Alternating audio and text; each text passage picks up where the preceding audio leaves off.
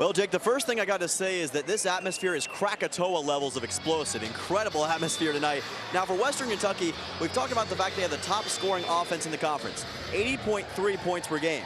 But did you also know they are first in the nation in adjusted tempo, 74.9 possessions in 40 minutes, but right now Middle Tennessee kind of unfazed by that. We'll see if that changes. Guys, back to you. Here's the head coach of Middle Tennessee, Nick McDevitt, with Dylan Simmons. Coach, I don't think Steven Spielberg could have wrote a better script than that. This Western Kentucky team, they beat you guys 88-65 the last time out. What was different tonight? Yeah, in rivalry games, anything can happen. They got the best of us up there, particularly in that second half. We were tied at halftime up there, 38 all, and they whipped us in the second half. Tonight, it was very similar at halftime, 36-34. I just thought we stayed tough the whole second half. Well, there's not much better than 100 miles of hate. How sweet is this victory? It was a good day. Our women's team went up to their place and won a regular season championship today, and we were able to kind of tie the season series ourselves. Coach, congratulations. Go celebrate with your team. Thank you. Appreciate it. Hello, everyone, and welcome to Season 4, Episode 3 of Sports Ballin'. I'm Dylan Simmons, joined alongside my two main men, Jay Standrich and TJ Warner. Let's get moving quicker than Tyreek Hill and get right into the fun. So, for my hot take, sorry Titans fans, but it's tank time. We got tank time for the Tennessee Titans. That's my hot take. You heard me right. The era is over. The Titans fans, they better accept it, because this is what's going to be happening in the long run. The Titans that you've watched from a few years ago, they are not the team that they are today. The Titans right now are like the final season of That 70s Show. A lot of the main characters have left, you're hanging on by a thread to the good old days, and the show is spiraling towards cancellation, all right? Oh, man. And, you know, I've said it before, but I think it's worth repeating. The Titans are playing like expired milk. Yep. They don't have the same oomph that they once had. Derrick Henry is not as explosive as he used to be. Now, granted, that might be due to his offensive line, but he's still not the same guy. Ryan Tannehill over the hill, I mean, we all know what I think of him.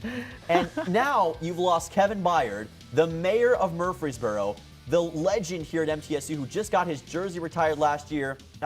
It's over. It's like the Opryland amusement park. It's over. The October air may be crisp and cool, but it is turned up to 100 degrees in CUSA soccer as the regular season nears its dying days. Tonight, we will pay witness to a match that could potentially determine who plays in the CUSA tournament just down the road, as we will see the UTEP Miners as they storm into Murfreesboro to take on the Middle Tennessee Blue Raiders, a CUSA match with a lot of high action and high stakes. They want that berth here soon. UTEP takes it back, a bit of a shot. Jessica Oliveras has it. She was able to take it away from Rodriguez. And the Raiders will come out with it once again. Caitlin Butcher goes back towards the center. Caroline Manley out there.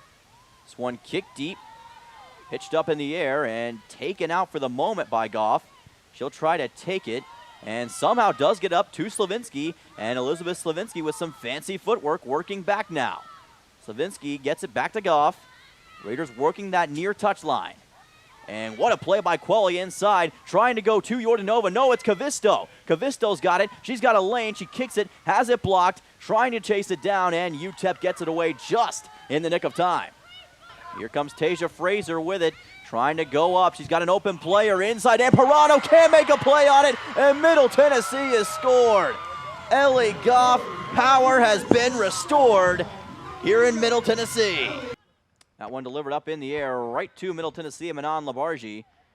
Tasia Fraser has it. Fraser gives it up once more, and oh my goodness, what a play by Hudson. And here comes Hudson trying to make a play on it. Into traffic, inside, and it's going to go in. A miraculous goal by Nicole Morales, and we are tied in Murfreesboro. Trying to pound her way inside. Good defense from the Aggies. There's Boldareva. That big physical presence inside, shot up, and she gets it to go. Here comes Peterson down the lane, back over to the outside. Taken up by Harding. Now a corner three, up and away, and good. A continuity of winning for Middle Tennessee as Tamia Scott from downtown drains the three. As Middle Tennessee will take it up once again. Screen by Gorovsky, and Savannah Wheeler with an incredible move all the way to the basket. There is no no more exciting tournament baseball than rubber match. Today, after each dominating one game, FIU and Middle Tennessee settled their differences once and for all. It's FIU, it's Middle Tennessee, it's time. And now when you talk about the Vincent brothers, it's which one? It's not just Luke, the first one that comes to mind, it's both of them. Cale and Luke both becoming incredible pieces. Luke obviously well known, but Cale has kind of had to prove himself, but he certainly has in his second base spot and has earned his spot in this starting lineup in basically every game this season. 0-2 count and 1 out. And he's only a sophomore as well, so still a lot of room for even him to improve. That's a scary guy, as that pitch is low and outside for ball number 1 from Pinheiro. So far, a pretty quiet game, just 2 combined hits. 1 from Middle, 1 from FIU. The 1-2. And Vincent sends one high and deep to left field. It's going to send his man back, and it's gone! Sayonara! Cale Vincent on top of the second 1-out home run and rev up the engine. Middle's on top. Welcome back for the final time from Miami, Florida. Dylan Simmons on the call with you today here at the FIU Baseball Stadium. And Middle Tennessee getting run ruled by FIU by a final score of 16-6 in 7 innings. FIU getting that score behind 16 unanswered starting in the bottom half of the 5th inning. And the big issue was the Middle Tennessee bullpen surrendering a lot of runs late after a fantastic performance by Trace Phillips. Did not allow a single run, but then everything started to come unwound after that, and Middle Tennessee just couldn't keep up with the Enfuego FIU bats.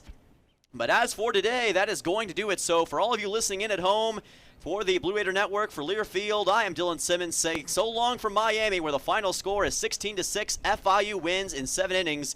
So long, and remember to always have an electric night. This has been the Blue Raider Network from Learfield.